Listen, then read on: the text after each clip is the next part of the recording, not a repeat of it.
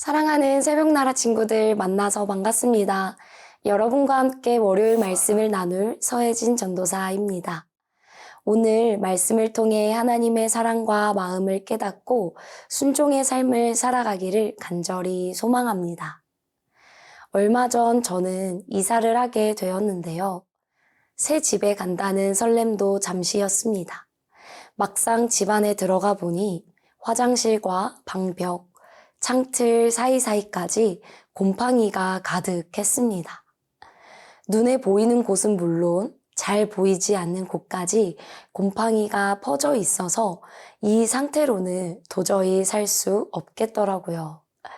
곰팡이는 시간이 지날수록 점점 번지기에 그대로 두면 호흡기 질환을 유발하고 건강을 해칩니다. 그래서 저는 전문가를 불러 몇 차례에 걸쳐 소독과 청소를 진행했습니다. 그제서야 비로소 사람이 머물 수 있는 집이 되었는데요. 이러한 곰팡이와 같이 우리 마음에도 그대로 방치하면 점점 번져가는 것이 있습니다. 그것은 바로 죄입니다. 죄는 처음에는 별일 아닌 것처럼 느껴질 수 있지만 방치하면 점점 퍼지고 깊어져서 결국 우리를 하나님과 멀어지게 만듭니다. 그래서 곰팡이를 제거하고 소독해야 하듯이 우리도 죄를 정결하게 하는 과정이 필요합니다. 오늘 말씀을 통해 하나님께서는 죄로 인해 부정해진 사람들을 어떻게 정결하게 하셨는지 알려주십니다. 오늘 여러분과 함께 나눌 말씀의 제목은 죄 바이러스 소독법입니다. 오늘의 말씀은 민수기 19장 11절에서 22절입니다. 사람의 시체를 만진 사람은 누구든 7일 동안 부정할 것이다. 그가 3일째 되는 날과 7일째 되는 날에 물과 그 재로 자신을 정결하게 하면 그는 정결할 것이다. 그러나 만약 3일째 되는 날과 7일째 되는 날에 정결하게 하지 않으면 그는 정결하지 않을 것이다. 시체, 곧 죽은 사람을 만졌는데도 자신을 정결하게 하지 않는 사람은 여호와의 성막을 더럽히는 것이다. 그런 사람은 이스라엘에서 끊어져야 할 것이다. 정결하게 하는 물이 그의 위에 뿌려지지 않았으니 그는 부정하다. 그의 부정함이 그의 위에 남아있는 것이다.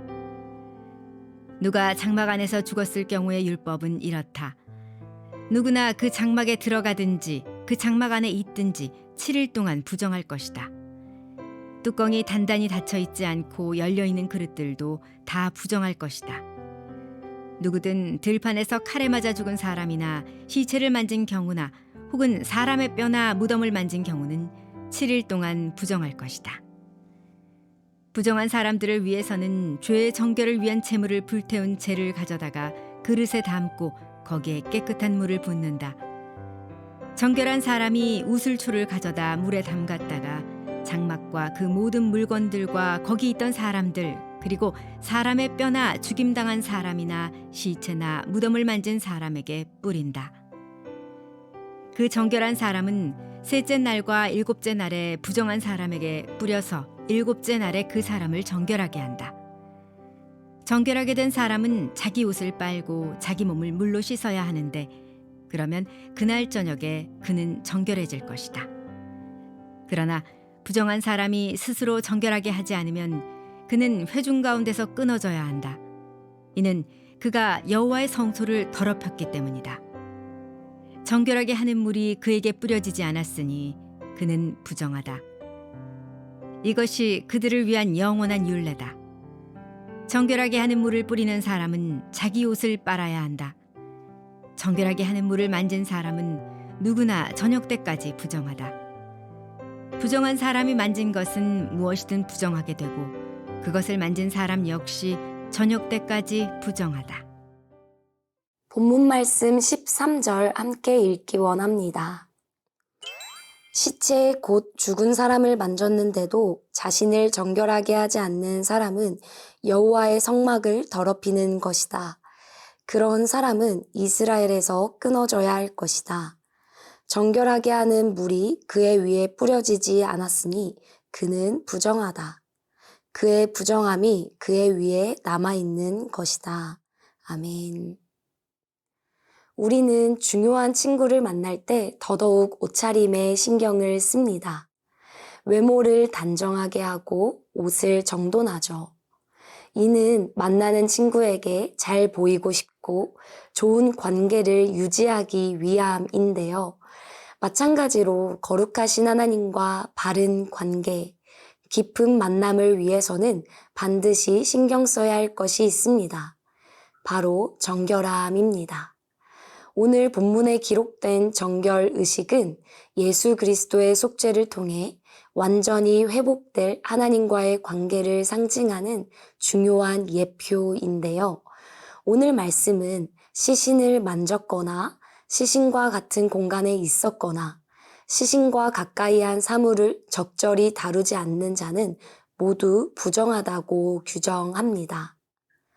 부정하게 된 자는 7일 동안 부정한 상태를 제거해야 하는 정결례를 시행해야만 했습니다. 하나님께서 이스라엘에게 시신과 시신의 영향 아래 있는 것들을 부정하다고 말씀하신 이유는 무엇일까요? 그것은 곧 죽음이 죄의 결과임을 알려주시기 위함입니다. 죄의 영향과 파급력을 인식할 수 있도록 하신 것이죠. 죄는 결코 개인에게만 머물지 않습니다. 한 사람에게만 끝나지 않는 것이죠. 죄는 방치하면 방치할수록 그 영향력이 주변으로 퍼져가며 결국 공동체를 해치고 하나님과의 관계를 훼손하는 결과를 낳습니다. 그렇게 우리는 죄가 가진 영향과 파급력을 알고 작은 죄라도 가볍게 여기지 않아야 합니다. 사랑하는 새벽나라 친구들이 죄에 대한 경각심을 깨닫고 거룩한 하나님을 닮아가기를 소원하며 몸과 마음과 생각을 정결하게 하기를 예수님의 이름으로 축복합니다.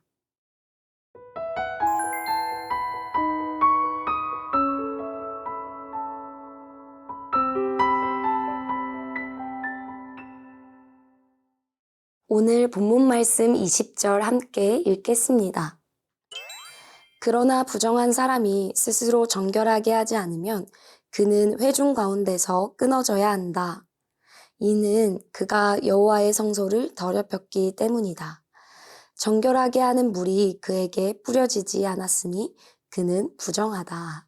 아멘. 오늘 본문 말씀 20절은 정결례를 따르지 않는 사람들은 회중 가운데에서 끊어질 것이라고 경고합니다. 부정한 자가 정결 의식을 거부하는 것을 매우 심각한 반공동체적 죄로 규정한 것인데요. 하나님은 성막 가운데 거하시기에 여호와의 성소를 더럽히고 정결 의식을 무시하는 사람은 하나님과의 관계 회복을 거부한 것입니다. 오직 하나님만이 마련하신 방편을 따르는 자만이 부정함에서 벗어나고 하나님 앞에서 정결함을 유지할 수 있습니다. 하나님께서 오늘날 우리에게 허락해 주신 정결 의식, 그것은 곧 구원의 방법, 하나님의 어린 양이신 예수 그리스도를 믿고 따르는 것입니다. 하나님의 방법을 따르지 않고 거부하는 자는 영적인 고립과 심판을 맞이하게 되는데요. 우리는 하나님이 우리를 위해 마련해 주신 구원의 방법을 의지하며 날마다 거룩한 백성으로 살아가야 합니다. 사랑하는 새벽나라 친구들이 죄의 본질은 하나님 없이 자기 마음대로 살겠다는 것임을 알고 죄를 멀리할수록 하나님과 가까워지는 놀라운 은혜를 기억하며 살아가기를 예수님의 이름으로 축복합니다. 사랑하는 주님, 우리는 여전히 죄인임을 고백합니다. 하나님의 말씀에 따라 살지 않고 마음대로 행했던 모든 것을 회개합니다. 우리의 죄를 용서해 주세요. 그리고 하나님의 마음에 합한 사람으로 살아가도록 도와주세요.